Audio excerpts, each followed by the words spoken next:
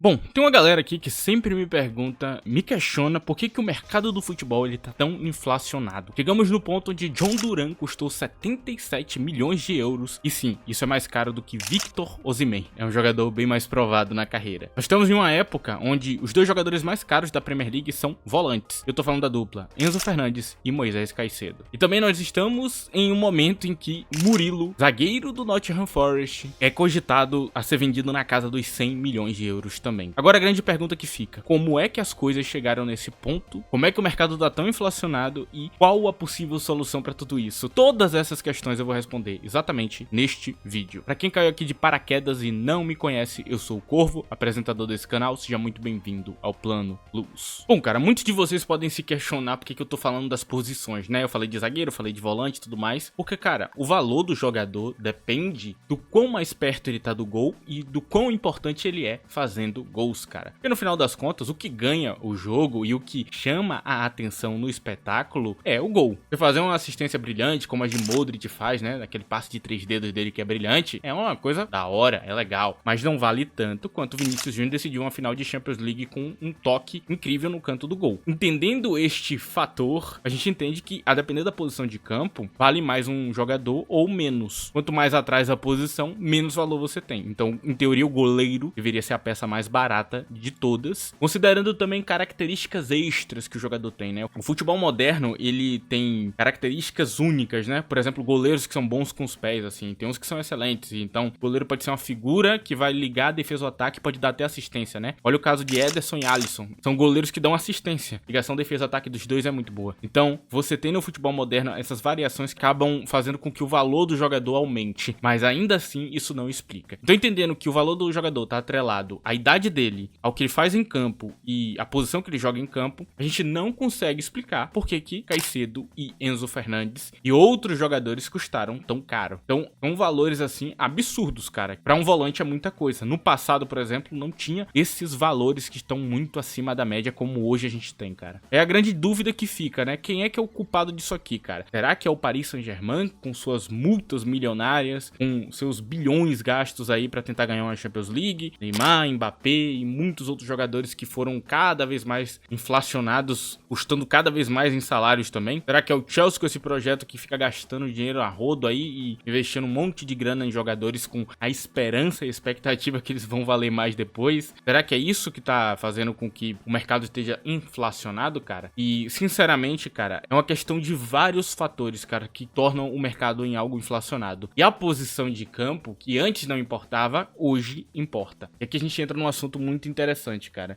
O futebol moderno, ele evoluindo como futebol, os treinadores cada vez mais precisando de jogadores com uma característica específica, com um estilo de jogo específico, cada vez mais gerando uma espécie de escassez de jogadores realmente de qualidade para estar nos melhores clubes, começou a rolar meio que um movimento, né? Onde um jogador que antigamente tava na zaga não ia custar tanto, mas hoje custa, porque tá faltando jogador. E não tem jogador pertinho ali naquele nível realmente acima da média que você vai querer, porque você vai querer ganhar uma Champions, porque você vai querer garantir o campeonato e você precisa desse jogador. Então, com a falta desses jogadores, com a característica certa para determinado treinador, como por exemplo um regista para um treinador que precisa de um regista, como um centroavante de área tipo um Haaland para um cara que vai precisar. Então, com essa necessidade que existe no mercado do futebol, cada vez mais os preços dos jogadores foram encarecendo. Então, esse é o verdadeiro culpado, cara. É claro que quando o Chelsea pega e paga exatamente o que o time tá pedindo e vai atrás de um alvo cegamente sem olhar pra outros, ele tá pedindo pra pagar mais caro, né? Tinha alvos na época que eu achava interessante, como o nome, por exemplo, de Amadou Onana, o nome, por exemplo, de Zubimendi, que era um jogador super interessante também. Nós tínhamos jovens já que já estavam jogando bem, como o Andrei Santos. Nós também tínhamos o tal do Romeu Lavia, que veio por um preço muito mais em conta que Caicedo, e quando você olha o desempenho dos dois em campo, você percebe que Lavia não tá tão distante assim, e principalmente o que faz Lavia hoje não disputar titularidade é as lesões que ele vem sofrendo. Então, tudo isso, quando você olha, você percebe, será mesmo que valeu a pena gastar tanto em Moisés Caicedo? Será que não tinha outra opção? Você pega o Paris Saint-Germain também, que tem uma prática que antigamente ele fazia bastante, né, de ir atrás de um alvo cegamente, não importa o quanto eles pedirem, não importa o salário que o cara vai pedir, ele vai ter que jogar aqui. Isso tudo, cara, encarece o mercado, cara. Quando os times começam a aceitar pagar absurdos, os times vão cada vez mais subindo o valor dos jogadores e vai ficando cada vez mais caro, cara. Um caso aqui que é muito bom da gente observar é o caso do Shakhtar Donetsk, cara. Vamos lá. O Shakhtar Donetsk Donetsk, há um tempo atrás, ele meteu o louco. Ele viu o Mudryk. Mudryk era um jovem talento que tava chamando muita atenção, chamado de Messi ucraniano. Tava em desempenho interessante na Champions. Nada demais também, ok?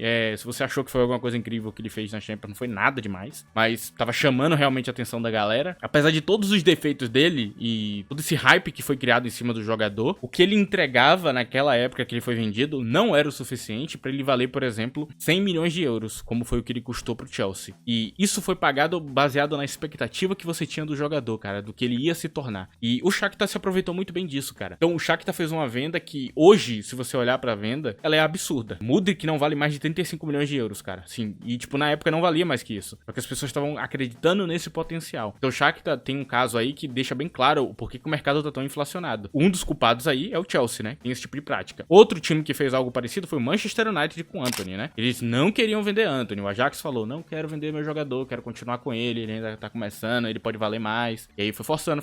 O Ajax vendeu o quanto ele esperava que ele ia valer no futuro. Então o Ajax já botou dentro da expectativa o que ele ia valer no futuro e o Manchester foi lá e pagou 100 milhões de euros. Outro jogador que não se paga de jeito nenhum. Antony também não vale mais do que 35 milhões de euros. Se pagar mais que isso nele, você tá sendo roubado, porque ele não tem mais pra entregar. Então, esse jovem com potencial que no passado ele ia custar o que ele custava mesmo, de verdade, o valor real dele, hoje ele tá custando o dobro, o triplo, 3 vezes mais, pensando sempre nessa coisa do potencial que ele vai ter, cara. Então, hoje, o mercado da bola, ele tá funcionando assim. Você paga pelo hype do jogador e pelo potencial que ele tem, e não necessariamente pelo que ele entrega em campo, cara. Então, agora as pessoas estão contratando jogadores baseados só no potencial. E tem uma galera em rede social propagando por aí, como se o jogador, por ele ter potencial, ele já fosse bom, como o potencial dele indica que ele é. Então, tem uma galera propagando desinformação mesmo, tá ligado? Colocando jogadores que não são tão bons como se eles já fossem. Sendo que ele tem o potencial, cara. Ele tem características positivas, negativas ainda, e ele precisa evoluir pra chegar no potencial. Ele ainda não é. Ele tem possibilidade de ser, mas não quer dizer que ele vai chegar lá. É igual o caso de Estevão William. Estevão é um potencial absurdo, ele é muito bom. Mas agora, será que ele vai chegar lá? Será que ele vai ser esse jogador todo? Lamine Yamal também outro. Será que ele vai ser esse jogador todo? Será que quando ele tiver a idade de Rafinha, né, 28 anos de idade, ele vai fazer uma temporada igual que Rafinha tá fazendo agora? Não sei, talvez ele nunca faça. Então você não pode pagar pelo potencial. Eu acho que o hype, o potencial, o jogador que tá em alta, o jogador que tá escasso no mercado, ele pode fazer com que tenha um crescimento do valor a mais do que o cara pagaria, mas nunca o dobro, nunca o triplo e nunca um absurdo. Nunca você seguir cegamente atrás de um jogador ao ponto de você pagar o que eles estão pedindo de maneira cega, tipo, não, tem que pagar o que ele tá pedindo de qualquer jeito pra ter o jogador porque eu preciso dele, porque lá na frente ele vai ser muito bom e ele vai ficar ainda mais caro. Eu acho que, por exemplo, se um Enzo Fernandes estivesse no auge da carreira, ele custaria exatamente o que o Chelsea pagou nele pro Benfica. Tem talvez até um pouco mais de sentido, porque o Benfica pagou uma grana legal em Enzo Fernandes, então o Benfica tinha que cobrar um pouco a mais mesmo. Agora, o caso de Caicedo, como é que ele custa mais que Enzo Fernandes, sendo que o Brighton pagou tão pouco por ele? Porque ele não custa.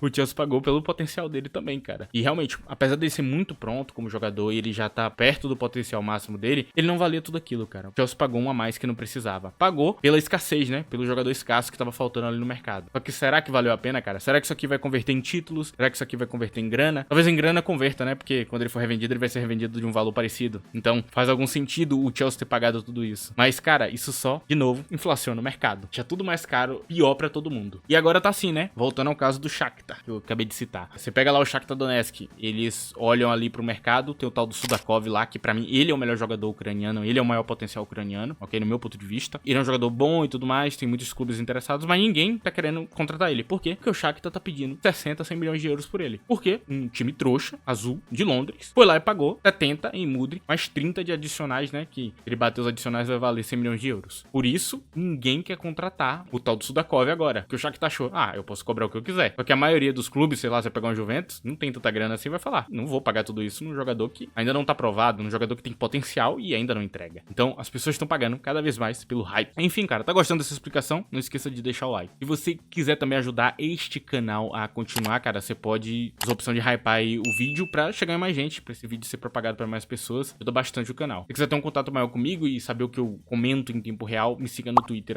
@ddco. Cara, agora a coisa que a gente pode se questionar é qual a possível solução pra todos esses problemas que eu tô falando aqui. É porque eu só tô enumerando problemas, eu não tô dando solução, né? E, cara, apesar da evolução do futebol moderno e de cada vez mais o treinador precisar de um jogador com uma característica específica pro sistema tático dele funcionar, você não deveria olhar só pra um alvo, você deveria olhar pra vários. Você deveria olhar pro mercado do futebol como um todo. Por exemplo, exemplo, o Real Madrid agora perdeu o Toni Kroos, tá precisando de um jogador cerebral porque o treinador Ancelotti precisa de um meia cerebral pra fazer o jogo acontecer. Você tem Enzo Fernandes, que pode ser esse jogador. Você vai ter Kimmich, que é um jogador muito pronto, com altíssimo salário, que teria um custo muito grande pro Real Madrid. E você tem um cara que teria uma transferência mais barata que a de Kimmich e que teria um salário muito mais em conta, e tá numa liga aleatória e que pode ser a solução pra posição, que é o tal do Joey Virman. Então, aqui a gente entra na primeira solução pra esse problema, o trabalho de scouting, cara. Um cara que trabalha com scouting vai ter esses nomes na lista dele, cara. Vai ter, tem esse aqui. Se a gente não quiser pagar tão caro, a gente vai nesse nome aqui. Vai correr esse risco, né, dele não ser tão bom quanto um Kimmich, mas quem sabe ele seja até melhor. Eu não sei, cara. Joey Virman é um jogador absurdo, parece ser desconhecido. Ele pode ser esse meia cerebral que o Real Madrid tá precisando. Um jogador muito completo, com características físicas, inclusive, que fogem à de Kimmich. Então pode ser que realmente a parte defensiva ele entregue até mais que Kimmich entrega hoje. É um jogador com muito potencial, cara, e que tem um estilo de jogo parecido, tem estatísticas absurdas. Vou até deixar na tela uma comparação dele com o Kimmich, pra vocês verem com os olhos de vocês, ok? E aí vocês vão ter uma noção melhor do que eu tô falando. Então, cara, a primeira solução é essa, cara. A outra solução são projetos bem formados, cara, projetos bem feitos, né? Você não ser refém de projetos como o do Chelsea, o do Brighton, o do Benfica, né? Você não olhar pra aqueles jogadores super inflacionados que esses times querem vender, passar pra frente, e você olhar, eu vou pagar 35 milhões em Armando Broja, eu vou pagar 40 milhões de euros em Armando Broja. Vale? Não. Armando Broja vale no máximo 20 ou 15, porque é um jogador muito falho. Então você vai lá e não paga. Você não vai pagar esse valor absurdo que o Chelsea tá pedindo. Você não vai olhar pro Brighton e ele vai te vender cucurelha de 65 milhões de euros, você vai falar, putz, vou pagar, né? Olha que jogador completo. Não, não vai. Você vai olhar pra outro alvo e vai ter um projeto sólido por trás, com jogadores prontos na sua base, bem feitos, bem formados, que aí sim, você não vai precisar ser refém desse tipo de time, cara. E aí você não vai olhar pra um Benfica e vai pagar um absurdo em João Félix, né? 135 milhões de euros. Um jogador que nunca entregou algo perto do que ele custou pro Atlético de Madrid. Então, se o Atlético de Madrid tivesse um trabalho de base melhor, tivesse jogadores da formação melhor, ou até mesmo atacasse a formação de base de outros times da Espanha, né? Arrecadar esses jogadores antes dele se tornar esse jogador grande, como, por exemplo, o Barcelona fez com o Pedri, né? Que trouxe ele pra base deles antes dele se tornar aquele jogador todo que ele é. Você vai fazer um trabalho que lá na frente você vai colher os frutos de não precisar tá indo atrás do Chelsea, tá indo atrás do Brighton, do Benfica pra pagar o absurdo que eles estão te cobrando pelo jogador. É outra solução muito boa, cara. E principalmente, e aqui uma alfinetada pro Chelsea, respeitar a sua base, cara.